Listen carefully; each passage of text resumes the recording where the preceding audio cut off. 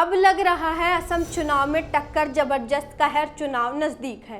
हेमंत बिस्वा की तरफ से लगातार हेमंत सोरेन और कल्पना सोरेन को टक्कर पे टक्कर मिल रहा है। और भैया टक्कर ऐसा वैसा नहीं, टक्कर जबरदस्त का कि खिलाड़ी को मैदान में उतरने ही नहीं दे रहे।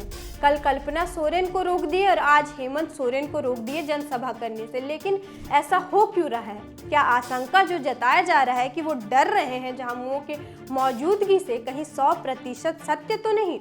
जोहार, नमस्कार, मैं मौसमी शर्मा और आप देख रहे हैं ग्लोबल मीडिया अपडेट्स। आपको याद होगा असम में होने वाले आगामी चुनाव को लेकर विधायक कल्पना सोरेन को हेलीपैड की स्वीकृति नहीं दी गई, विधानसभा पहुंचने ही नहीं दिया गया। असम के खुमतई, नहरकटिया और मार्गरेटा विधानसभा क्षेत्र के कार्यक्रम में सड़क मार्ग से होते जाने के क्रम से खमतई और नहरकटिया की सभा को फोन से संबोधित करना पड़ा और तब भी कल्पना सोरेन की हुंकार रुकी नहीं थी। और आज फिर झारखंड के मुख्यमंत्री और झामुमो के मुखिया को भी रोक दिया गया और ठीक उसी अंदाज में फोन से ही सभा को संबोधित करते नजर आए मुख्यमंत्री हेमंत सोरेन। और इसकी जानकारी खुद हेमंत सोरेन ने अपने एक्स हैंडल पर दी और जनता से आगामी वोट के लिए अपील भी की। तो आइए आपको पूरा पोस्ट जो है विस्तार से दिखाते हैं और ये भी दिखाते हैं कि मुख्यमंत्री ने क्या कुछ साझा किया अपने एक्स हैंडल पर। चलिए, आज आप लोगों को बहुत बहुत शुक्रिया। आप लोग वहाँ इंतजार तो कर रहे हैं लेकिन हम आप लोग के बीच में नहीं आ पाए।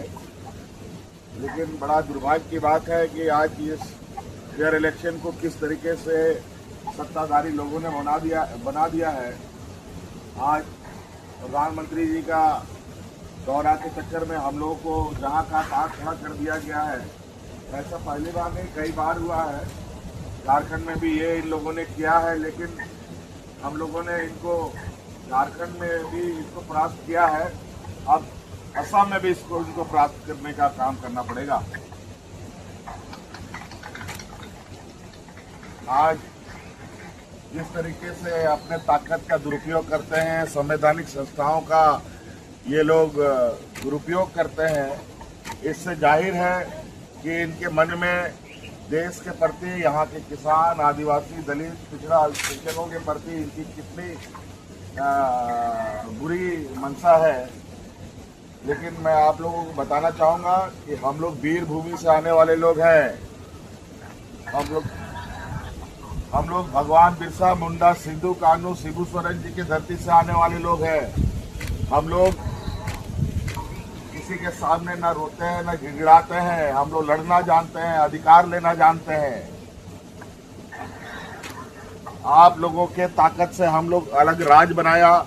आप लोगों के ताकत से हम लोगों ने अपना राज बनाकर उसमें अपना हुआ सरकार बनाया।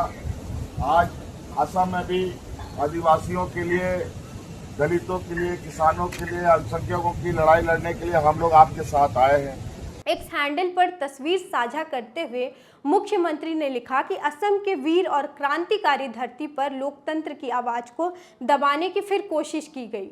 कल कल्पना जी को सभा करने से रोक दिया गया, आज मुझे असम में रोगो नदी और चबुआ विधानसभा के अपने भाई बहनों से मिलने नहीं दिया गया। क्या सच में विरोधियों को लगता है कि संवैधानिक संस्थाओं का दुरुपयोग कर ऐसे षड्यंत्र से वे तीर धनुष की ताकत को रोक पाएंगे? इतने वर्षों तक तो चाय बगान के मेरे लाखों शोषित, वंचित आदिवासी समाज के भाइयों बहनों को रोकने की नाकाम कोशिश की है, और कितना रोक पाओगे?